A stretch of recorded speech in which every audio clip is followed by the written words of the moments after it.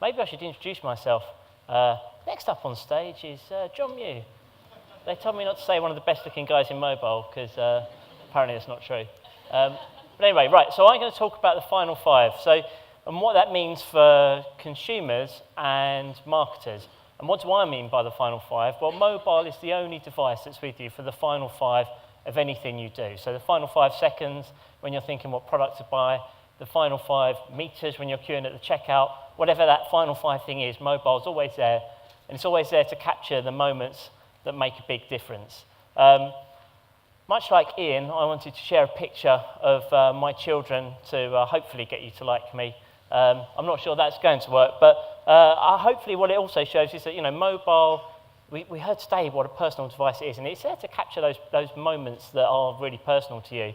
This is the day my daughter came home from hospital, the day she was born. And for me, I look back at the picture, and it's mainly the memory, really, that sticks with it, of being incredibly nervous about how a big brother was going to react to having a little sister, and then feeling incredibly relieved and proud at how well they got on, and they still get on 2.5 years later, generally. It's also there to capture the special moments at work, like this Friday afternoon. Stuart, who runs our audio council, tried out his theremin app and broke our hi-fi.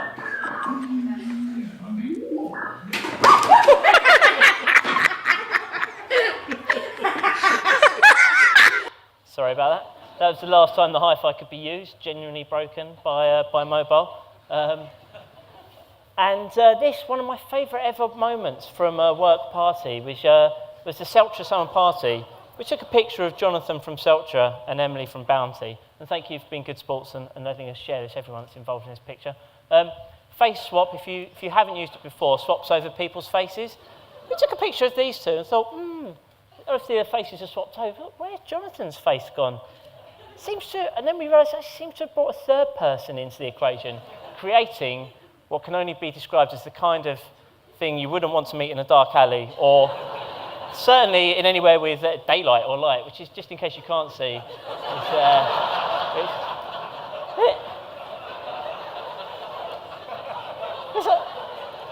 I've actually had a year's worth of enjoyment of this, showing it to people that don't even know these people, that think it's absolutely hilarious. If you haven't used Face Swap, you must try it, because whatever combination you use, it's just brilliant. So we've heard a lot today, actually, about, consumers don't think about online and offline, really. They don't really think about mobile and online. They definitely don't think about the problems you might have as a brand in getting stuff to work on mobile. As far as the consumer is concerned now, if it doesn't work on mobile, it just doesn't work. But actually, although consumers might not really think about the differences for mobile, we've also heard today about, actually, there are some differences with mobile, and I think, as we've heard already, mobility is one of those key things. I tried to look at a picture to represent, what mobility means. I typed it into Google Images. Unfortunately, the pictures I got weren't quite along the lines of what I was thinking. But thankfully, Sarah Mansfield, the Unilever media director, said this, which kind of does represent it a lot better, when she kindly came to one of our board meetings. And that's that, Unilever essentially operate in low interest categories. So the most important thing for them is to get people thinking about them when they go through the door. And, Unilever, Mondelez, P&G are masters of doing this through above the line advertising, right? But actually, you sit and think about it and you think, well, actually, mobile gives me a unique opportunity to be able to make this happen, and a unique opportunity to get people to think about me in the final 5 when they're in store. But actually, if you're a retailer, what does that mean for me? Actually, is this good? Is this bad? Is it a threat or not? This is Amazon Flow, which is an amazing piece of tech, right? You literally hover your phone over a product. You can see someone here doing it in a supermarket shelf, and it instantly recognises the product and adds it into your Amazon basket. A great piece of kit, and as a consumer, I think that's absolutely fantastic. If you're a retailer, what does that mean to you? Well, I think it means this. Mobile has happened now. It's too late to ignore it, and if you do ignore it, then it is absolutely a threat. But actually, if you embrace it, and you try stuff in mobile, then you can turn it to your advantage. A great example of someone that's done that is Waitrose. Waitrose, the week before last, took some journalists around one of their new stores in Swindon and showed them all the new tech there, which actually happens to be based really around the smartphone. So they're using iBeacons. One of our members at Flare have kindly shared with me an iBeacon. Here's one of theirs. They can make the battery in that last for 9 years.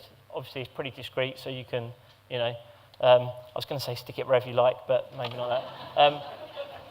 So you can put it somewhere.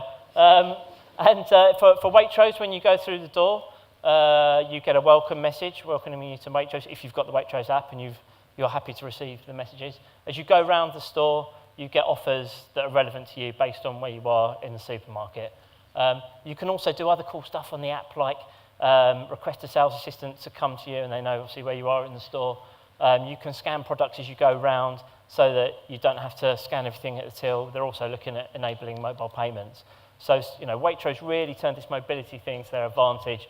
Another great example, I think, is Adidas in their Neo stores that they've got a few across Europe. They've done some brilliant stuff. They've got interactive windows where they've made the whole glass front of the store like a touch screen, so you can touch the glass. There are mannequins that you can digital mannequins, you can drag them around, make them move. You can drag clothes and put them into a shopping bag on the window and actually then sync up your phone and they appear on your basket on your phone. So you just scan a QR code, type in a URL or tap on an NFC tag and sync your phone with the shop front. You can also go in store and text to change the colour of the lighting in the store. They've got social media mirrors that take a picture of you that you can upload to your social media profiles. So it's some great stuff, another great example of a retailer embracing mobile and technology. And a great quote here from the CMO of Walgreens, like the US equivalent of Boots. Customers who interact with them online and in store spend 3 times as much each year. Add in mobile, and that becomes 6 times as much each year. So I think a pretty powerful example of actually the difference you can make when you actually add mobile into the mix.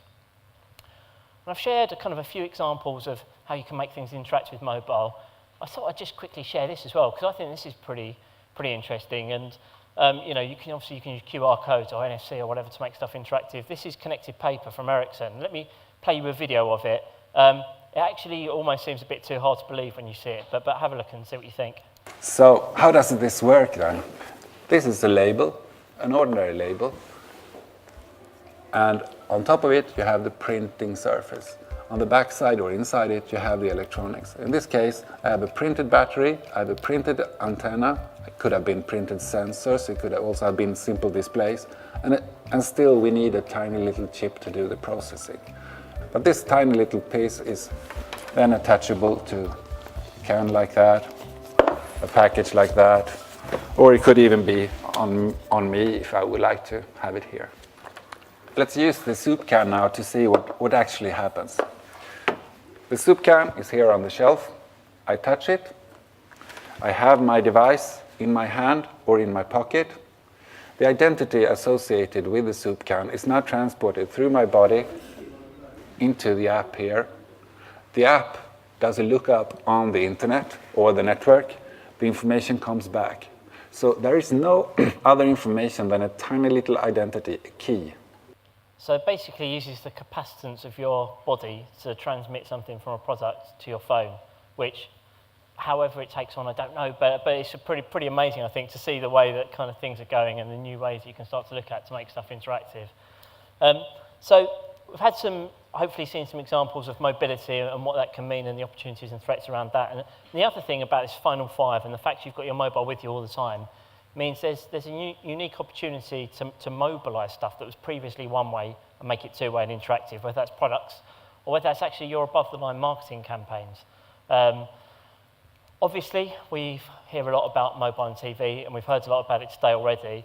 I saw this actually on Gogglebox just over a week ago that shows a fantastic example of how people react on their phones, first of all, to stuff they see on TV. My ultimate, the thing I most want to see, don't take this the wrong way, you lot, I know you lot. I want to see diaphalia, a proper real case of diaphalia. What's diaphalia? Having 2 willies. 2? No way. Really. So you have one normal. 2 what? And then underneath, you have a little... No way! Google that shit right now. God. Oh, I'm really interested in that. 2 dicks. No, we don't want...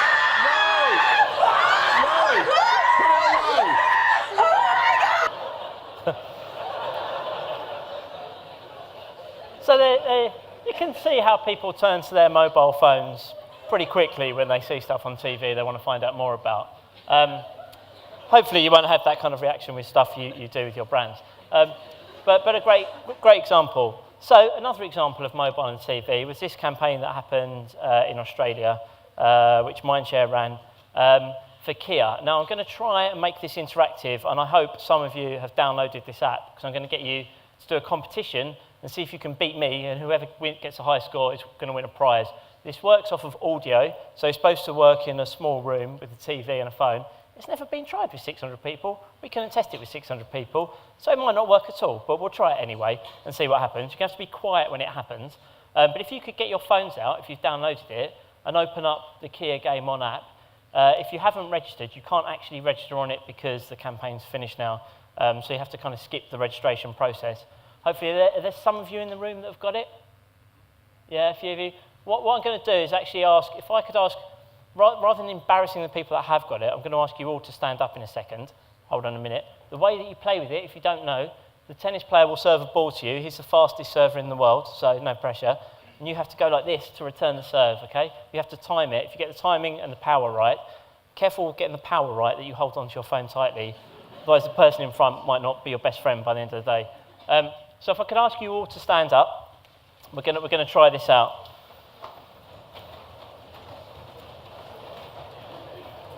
So hopefully you should all have on your phone, you should be saying waiting for serve, right? So some of you will have this, some of you won't, but if I could just ask you to be quiet whilst I push play on the video so that we've got the most chance of making this worst possible, that would be fantastic. So get ready, it will count down from 10 down to 1 about when the ball's about to come to you, so look out for that. Hi, I'm Sam Groff, professional tennis player and the world's fastest server. During the Australian Open, Kia is challenging you to return my serves live from your TV with your phone for the chance to win an all-new Serato Coupe Turbo. Simply download the app and it's game on. Okay, here comes my flat serve. Hold your phone tight, get ready. Keep playing for your chance to win the all-new Serato Coupe Turbo. Download the app from your app store. Did anyone's work? Right, okay, so if yours worked, if you could stay standing up and everyone else sit down, that'd be fantastic. If you scored over 200, stay standing up. Over 300, stay standing up. Over 400. Over 500. I'm going to check. Over 600, stay standing up. Over 700. Over 750. Over 800. Over 900. I've never got 900. What's going on? What? Over 1,000? What have you guys got? 912. 993. Any rise on 993? Well done. 993. That's amazing. Well done. Now.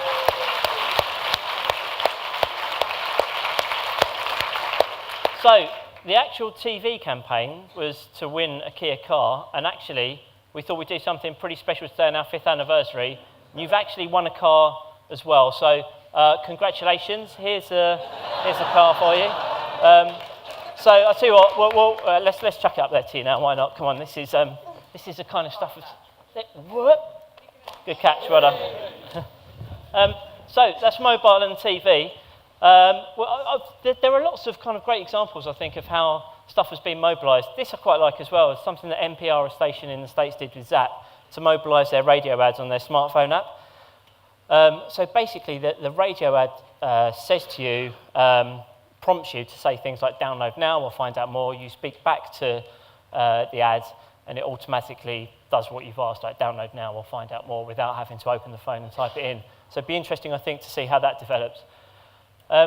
And this I like as well. I mean, not really seen hardly any examples of mobilising cinema ads, but this was with JWT in Canada, and I think it's a nice example. Let me show you a quick video of this.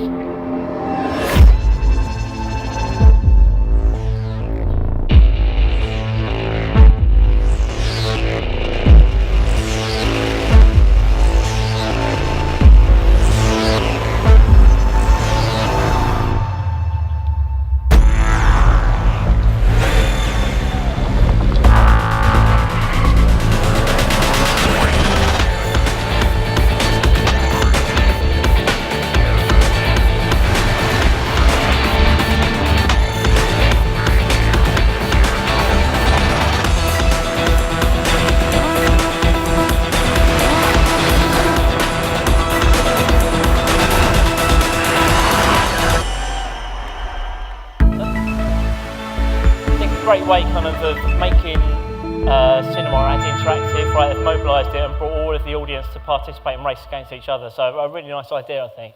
And the last kind of example I wanted to share with you today was this campaign from Brazil. And I think this kind of ties back to what I said at the very start about how personal mobile is. And I think one of the ways that kind of shows itself is that actually it's incredibly hard to ignore your mobile phone.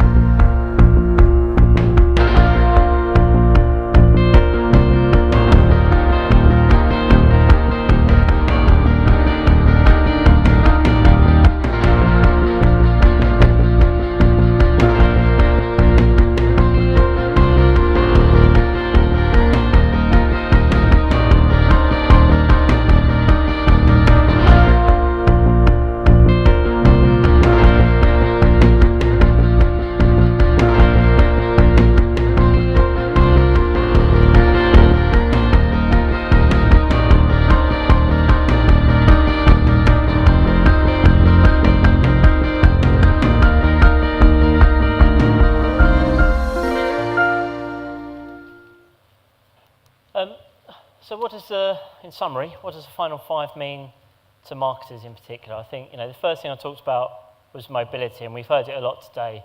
And although consumers now don't necessarily think about mobile being different, they expect stuff to work, actually you can do different stuff with it. And there's a unique opportunity to really enhance the experience you offer your customers through mobility. It allows you to mobilise stuff that would have previously been one way and make it two way. And the last thing is, it's an incredibly personal device, and it means we saw from that, I think, like a really powerful example there of how a really simple message can be incredibly hard to ignore. And hopefully, if you take nothing else away from today, and I think it's probably been echoed a fair bit today already, is that mobile is a threat if you do nothing. If you ignore it, then mobile is a huge threat to your business. But actually, if you try it, if you experiment, if you embrace mobile and try and do stuff with it, then mobile, I think, is a huge opportunity for everyone in this room. And that's the end of my presentation. Thank you.